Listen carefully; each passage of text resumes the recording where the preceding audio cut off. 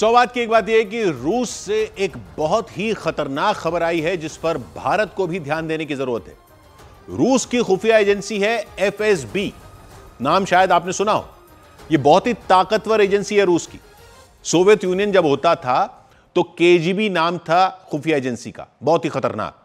America की CIA, Soviet union की KGB, Israel की मोसाद, ये सब वो एजेंसियां थीं जिनके किस्सों पर कई नॉवेल लिखे गए, कई फिल्में बनी। तो अब तो सोवियत यूनियन रहा नहीं, अब रूस की खुफिया एजेंसी का नाम है एफएसबी। तो खबर यह है कि एफएसबी का एक इंटरनल डॉक्यूमेंट लीक हो गया है। एक साइबर क्राइम ग्रुप को यह डॉक्यूमेंट मिला है और यह खुफिया मामलों के जानकार मानते हैं कि यह असली है।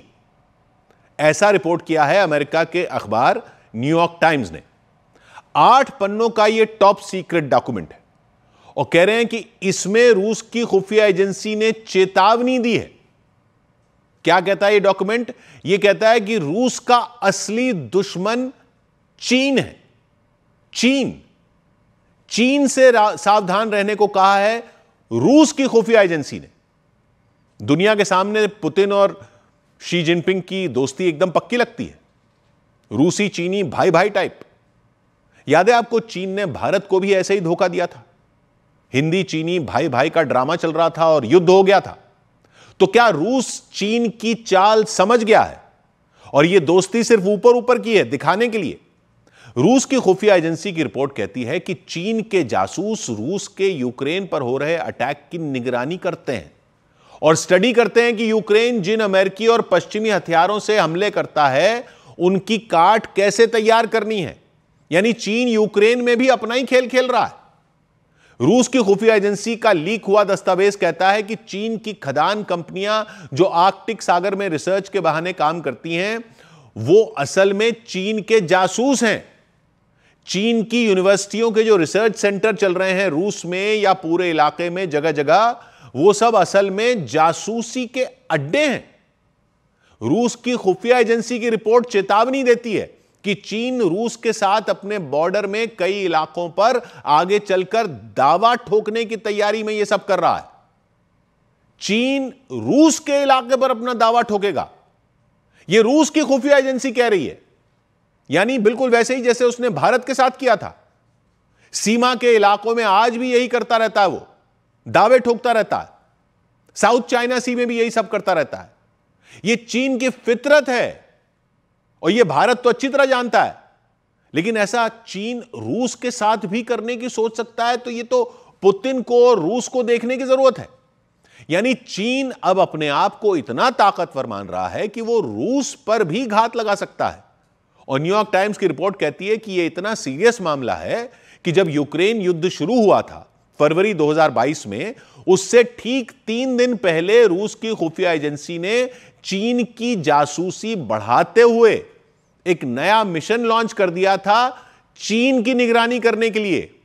यूक्रेन पर अटैक करने से पहले रूस ने भांप लिया था कि यूक्रेन में युद्ध होगा तो रूस का ध्यान यूक्रेन पर ज्यादा रहेगा और इसका फायदा उठाकर चीन कहीं रूस के इलाकों पर ही नजर ना बढ़ानी शुरू कर दे। यानी रूस को चीन पर भरोसा नहीं है। रूस चीन की फितरत को समझता है। रूस की खुफिया एजेंसी की रिपोर्ट कहती है कि जब से यूक्रेन से युद्ध शुरू हुआ है, उसके बाद से चीन के जासूस रूस के कई रिसर्च संस्थानों में घुस चुके हैं और रूस की एजेंसियां ये जानती हैं और उन्होंने लगातार अपने वैज्ञानिकों वगैरह पर नजर बनाकर रखी है कि वो चीन के लोगों से क्या क्या बात करते हैं, उनसे क्या शेयर करते हैं। चीन के लोगों से जो वहां रिसर्चर बनकर घूम रहे हैं और चीन के जासूसों से भी। रिपोर्ट कहती है कि चीन अपने ऐसे जासूसों पर भी भरोसा नहीं करता। ये लोग जब वापस चीन जाते हैं तो हर बार सबसे पहले इनका लाई डिटेक्टर टेस्ट होता है, झूठ पकड़ने वाली मशीन वाला टेस्ट, हर बार जब वो चीन लौटते हैं। और रूस के लगभग 20,000 छात्र जो चीन में पढ़ते हैं, उनकी पूरी जासूसी करता है चीन। उनकी हर हरकत पर नजर रखता है, पूरी निगरानी होती है। रूस के जिन लोगों ने चीन की महिलाओं से शादी की हुई है, वो तो चीन के निशाने पर रहते हैं कि कैसे उनसे जासूसी करवाई जाए। यानी रूस की संस्थाओं के अंदर तक चीन घुसने की कोशिश में है।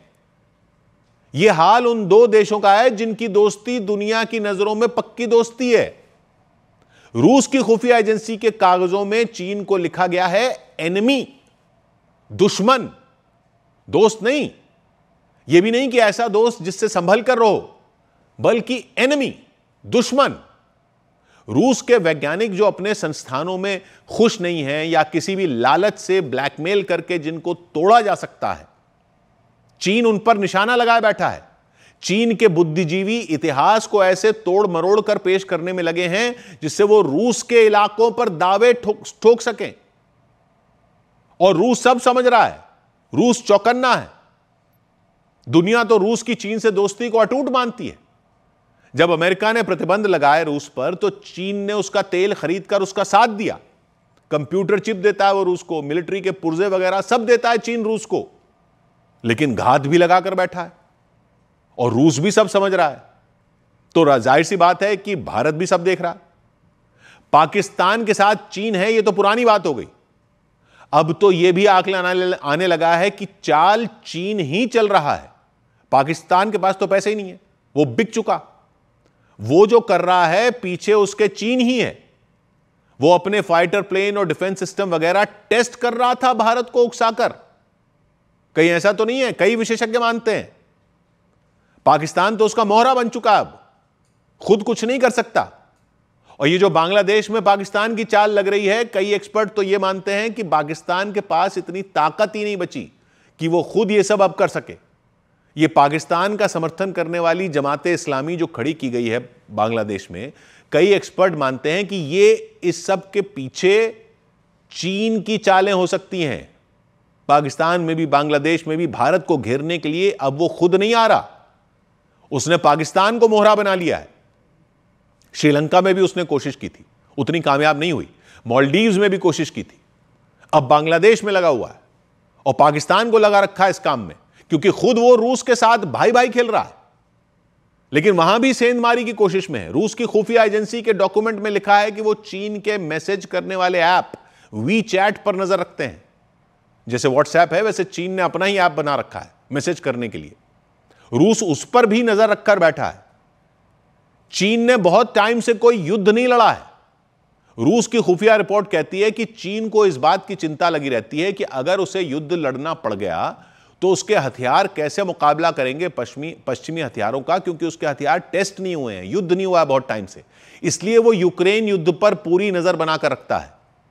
इसी से सवाल उठता है जो कई एक्सपर्ट उठा रहे थे कि कहीं ऑपरेशन सिंदूर में भी चीन यही तो नहीं परख रहा था कि कैसे मुकाबला करना है पाकिस्तान को दिए हथियारों के जरिए, और अब वो और हथियार देने जा रहा है पाकिस्तान को।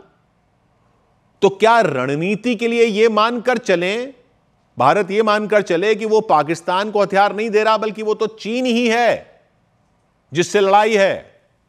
पाकिस्तान की फौज तो एक मुखौटा बनकर खड़ी है, सारी चालें चीन पीछे से चल रहा है। यह किसी का सगा नहीं है, चीन कभी किसी का सगा नहीं रहा। अगर जो ये लीक हुई रिपोर्ट बताई जा रही है, रूस की खुफिया एजेंसी की रिपोर्ट, अगर ये सही है तो इसका मतलब यह है कि रूस चीन को समझ चुका है और दोनों एक दूसरे का इस्तेमाल कर रहे हैं।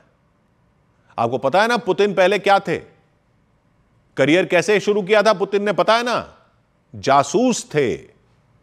पुतिन केजीबी में थे, सोवियत यूनियन की खतरनाक खुफिया एजेंसी केजीबी के माहिर जासूस थे व्लादिमीर पुतिन।